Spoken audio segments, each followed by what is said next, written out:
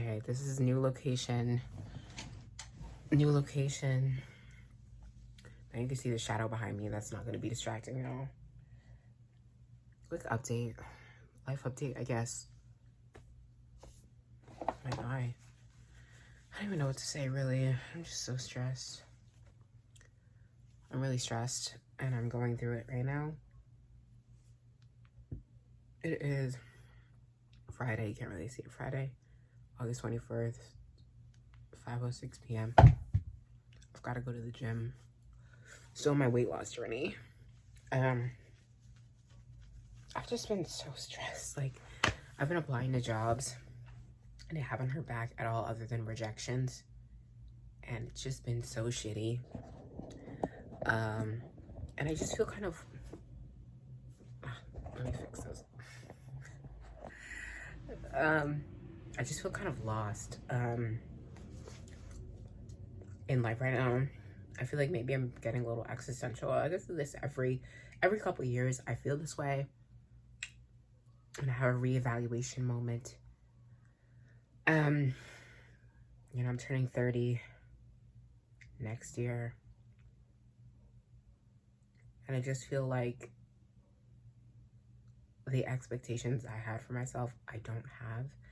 And, you know, it's one of those things where genuinely, like I always say, no one has control over life other than you. You know what I'm saying? Like, I can't be upset at the fact that, like, I haven't accomplished certain things because that is my own doing. You know, like, I have control over the things I do. And if there are things that I'm unhappy with, then that's my own fault.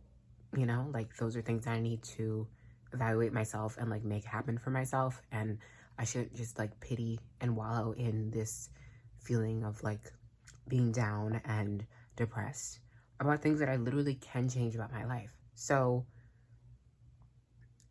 but it's hard when I'm, like, aware of this and I know this and I keep telling myself to, like, not feel this way, but I continue to feel this way and feel really down in the dumps. Genuinely, heart-to-heart moment, I'm wondering if I have some sort of mood disorder. And I don't want to be one of those people who, like, self-diagnose themselves and all this stuff, but I do struggle a lot with, like, there are days or even weeks sometimes where I feel like on top of the world. Like, I could run on, like, no sleep and, like, have all the energy and feel amazing and feel so happy all the time. And, like, nothing phases me and everything's great and amazing. And, like, life is beautiful. And, like, yes, all those things. But then there are also times, and I will say I have more highs than lows, which is why I really probably haven't looked at it as, like, a bad thing. Because I function so well when I'm in a high. Like, that's how I know, like, maybe it's manic because I function so well. Like, I'm so hyper-focused. I'm so good. I do everything all at once. Like, I can handle every task that's put in front of me. Versus when I'm low, and I feel like I hit a low on the cruise where it's just, like, all of a sudden I felt, like, so shitty. I felt so, like, down. And when I'm in these moods, like, nothing can really break it. It just takes time. Like, as much as I want, like I said, I can tell myself all these things logically. Logically, I feel like I can recognize that, like, I can change these things. These aren't things that are fixed. These are things that if I'm upset with them or want to change them, I very much can. And, like, it's okay. Like, in the grand scheme of things, I live a beautiful, blessed, amazing life. Like, how could I be upset when I was living on a cruise in the middle of the ocean and, like, people would kill to have what I have and live the life that I live and do the things that I do? And I'm so eternally grateful and amazed at the life that I live genuinely, and, like, feel so blessed. But it's hard when you're in this negative down spiral that you can't break. You know, it's hard to, like, logic yourself out of a bad mood when it's not logical to begin with. And that's kind of what I've been dealing with, just, like, this inescapable, like, low feeling that I can't break. And I know it'll, like, break itself. Like, this is what happens to me. I, like, go up and down. I'm mostly up, and then I'm down sometimes, and then I go back up. And so I'm like, this isn't really normal. Like, but hey, I'm functioning. Like, it's not like I get low, but it's not like I am I would say it's a depressed mood. I would not say that I am depressed. Obviously, when I'm still in a low, I still function. I still go to work. I still can experience happiness. It's definitely still like muted, I would say. Like, I don't experience joy the way I do when I'm in like a high. I still can experience joy. I still like enjoy things. I more so like enjoy being alone. When I'm in like a depressed mood, I more so just want to be alone and isolate, which I say isn't really good for a depressed mood, but it really does work for me. And I never like get lonely. I know that's kind of crazy to say, but like especially when I'm in a depressed mood, I don't want for the company of others. I don't like feel like, yeah, lonely or like feel alone. I can be alone physically, but I don't feel lonely. I don't want for the company of others. Versus when I'm in more of a high, I like want to do everything, go all the places, do all the things, be around all the people. But when I'm in a low, I just want to like cocoon, and that's where I find peace and solace, is just being alone in solitude. And it's never to the point where like I'm truly like not wanting to be here or anything like that. Like, it never gets like that. I just feel like kind of like down in the dumps, kind of like you know, just like like not fun. So yeah, I've been trying to shake that feeling, and it's just also not helping that I've been applying all these jobs and I haven't heard back. Like, no place wants to hire me, and my job currently, it's really difficult. It's really hard, and there's just so much going on, and I just don't want to be involved because I've been working so much that that's what I hated about working full-time before. It was like I loved the piece of like being PRN, and I come in, I do my job, and I leave. I don't get involved in politics. And it's like when you work somewhere full-time, you inevitably get involved in the BS, and I don't want to be involved in the BS. Genuinely, I don't want to be involved. Like, leave me out of it. I just want to be like left alone at work. I just want to come in and do my job, and that's it. And it's just like hard. Anyway, so I'm ready to go. Basically, I'm ready to leave the job. I think it's been good enough. I'm gonna miss my coworkers because they're the best, but the actual building itself, not so much.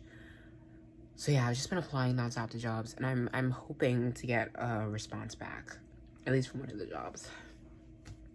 It's like every job I keep getting rejected and rejected and rejected. And I didn't think it was gonna be easy to get a job. I definitely thought it would take some time, because it took some time with my current job. I think I was looking for like 2 months before I got a job, but like it has been 2 months, you know, and it's been nothing. And I'm just getting really like, what is it? Discouraged. Discouraged is the word. I'm getting really discouraged. But it's okay. It'll be fine. Just have a lot of anxiety right now. Hopefully the gym will help? Question mark? Yeah, I just wanted to give a little update because that's kind of how I'm feeling, and I'm just not feeling in like a good mood at all, and I'm just feeling really low and having a lot of anxiety and a lot of negative thoughts and feelings, and I'm trying to break out of it. I'm trying to remain positive. I'm trying to logic my way through it. Remind myself I live a great life, because I do live a great life, and life is definitely worth living. I was gonna sing the song, but YouTube always demonetizes everything, so I feel like they hear a tune and it's like the bots are like, doop, claim. Not them getting any money off of this at all. Not that anyone's watching. It does help me feel better to just get it out. I'm genuinely sick of talking about this. I also feel like, kind of existential, because like in terms of my career, I'm doing great. I sped run like all of my career, and I have like 2 bachelor's degrees and a doctorate degree now, and it's like, it's excessive. All that in like a decade, and it's insane to think about. But also, like, in terms of my personal life, like, there's nothing.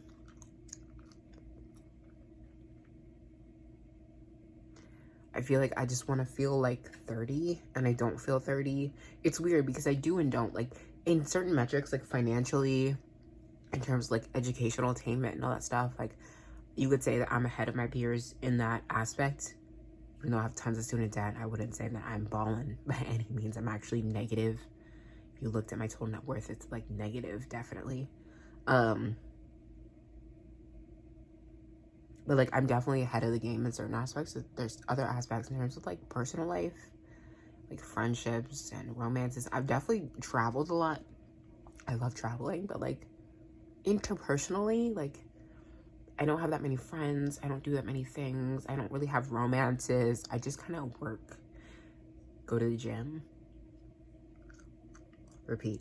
That's all I do basically nowadays. I do hang out with family, but it's like I didn't really have a wild and free era. I did kind of here and there, like I did wild and free things, but I never like had a year where I was like, woo!